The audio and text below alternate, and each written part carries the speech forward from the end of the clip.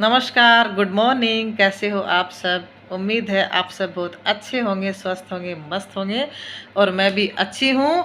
और आज फिर से आपका हार्दिक स्वागत है मेरे चैनल शेखावाटी मीना प्रसून पे।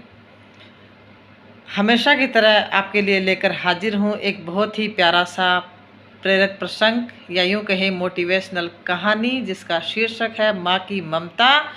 और आज की कहानी बहुत ही स्पेशल है, बहुत ही विशेष है, हम सब के लिए बहुत ही प्रेरणादायक है, बहुत ही मोटिवेशनल है। तो दोस्तों, कहानी सुनने से पहले वीडियो को लाइक कर दीजिए, शेयर कर दीजिए और चैनल को सब्सक्राइब कर लीजिए। अगर आप चैनल पे नए हैं तो घंटी के बेल आइकन को दबा करके ऑल पे ज़रूर क्लिक कर लीजिए, ताकि अपलोड होने वाले वीडियो का नोटिफिकेशन आपके पास सबसे पहले पहुंच सके। तो चलिए करते हैं कहानी की शुरुआत। माँ की ममता। एक छोटा सा कस्बा था, उसमें समीर नाम का एक लड़का रहता था और बचपन में ही समीर के पिता की मृत्यु हो गई थी। तो परिवार की जो आर्थिक स्थिति थी वो भी काफ़ी दयनीय थी, काफ़ी कमज़ोर हो गई थी। समीर की माँ कुछ पढ़ी लिखी ज़रूर थी, लेकिन उतनी पढ़ी लिखी नहीं थी कि उसको नौकरी मिल जाती। तो समीर की माँ घर घर बर्तन मांजकर और सिलाई बुनाई का काम करके अपने बच्चे को पढ़ा लिखा रही थी। समीर स्वभाव से थोड़ा शर्मीला था, वो अक्सर चुपचाप बैठा रहता था। एक दिन वो स्कूल से लौट रहा था तो उसके हाथ में एक लिफाफा था। उसने माँ को लिफाफा पकड़ाते हुए कहा कि माँ, मास्टर साहब ने ये चिट्ठी भेजी है, ज़रा देखो तो इसमें क्या लिखा है। माँ ने मन ही मन चिट्ठी पढ़ी और मुस्कुरा उठी। बोली, बेटा, इसमें लिखा है कि आपका बेटा काफ़ी होशियार है और इस स्कूल के बाकी बच्चों की तुलना में इसका दिमाग बहुत तेज है, इसलिए कल से आप किसी और स्कूल में इसका एडमिशन करवा दें। ये बात सुनकर समीर को स्कूल न जा सकने का बहुत दुख हुआ, लेकिन साथ ही साथ उसके मन में आत्मविश्वास भी भर गया कि वो कुछ खास है, उसकी बुद्धि तेज है। माँ ने उसका स्कूल दाखिला एडमिशन एक अन्य स्कूल में करवा दिया। समय बीतने लग गया, समीर ने खूब मेहनत की, अच्छी तरीके से पढ़ाई करने लग गया और आगे चलकर समीर ने सिविल सर्विसेज की परीक्षा भी पास की और एक दिन वो आईएएस ऑफिसर बन गया। समीर की माँ अब बूढ़ी हो चुकी थी और कई दिनों से बीमार चल रही थी। एक दिन अचानक उसकी मृत्यु हो गई।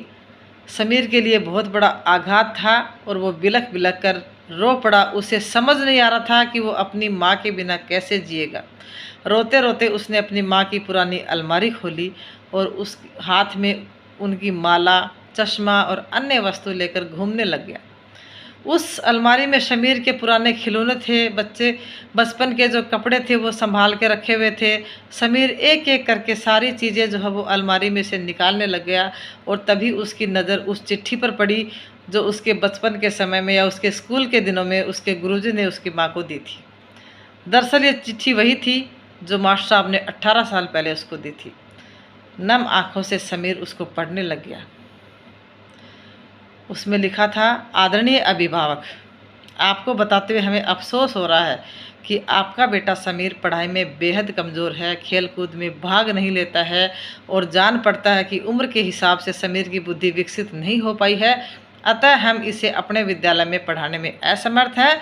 आपसे निवेदन है कि आप समीर का दाखिला किसी मंद बुद्धि विद्यालय में करवाएं और खुद घर पर रखकर इसको पढ़ाएं। नीचे लिखा था, सादर प्रिंसिपल। समीर जानता था कि भले ही उसकी माँ अब इस दुनिया में नहीं रही, पर वो जहाँ भी है, जहाँ भी रहे, उसकी माँ की ममता का आशीर्वाद उस पर सदा बना रहेगा। दोस्तों, रुडयार्ड किपलिंग ने कहा था कि God could not be everywhere and therefore he made mothers. मतलब भगवान सभी जगह नहीं हो सकते, इसलिए उसने माँ बनाई है। माँ से बढ़कर त्याग और तपस्या की मूर्त भला और कौन हो सकता है। हम पढ़ लिख लें, बड़े होकर कुछ भी बन जाएं, इसलिए वो चुपचाप न जाने कितनी कुर्बानियाँ देती है। हमारी माँ अपनी ज़रूरतों को मारकर, अपने शौक़ को मारकर हमारा शौक़ पूरा करती है। यहाँ तक कि संतान बुरा व्यवहार करती है तब भी माँ उसका भला ही सोचती है। सचमुच माँ जैसा कोई नहीं है। तो आज की कहानी बहुत ही हृदयस्पर्शी थी, बहुत ही प्रेरणादायी थी। मेरे अगर विद्यार्थी या ऐसे बालक जो भी पढ़ाई कर रहे हैं, अगर इस कहानी को सुनते हैं तो प्लीज़ बेटा आप लोग इस कहानी से शिक्षा लेना, प्रेरणा लेना, अपने आप को कभी भी कमज़ोर मत समझना।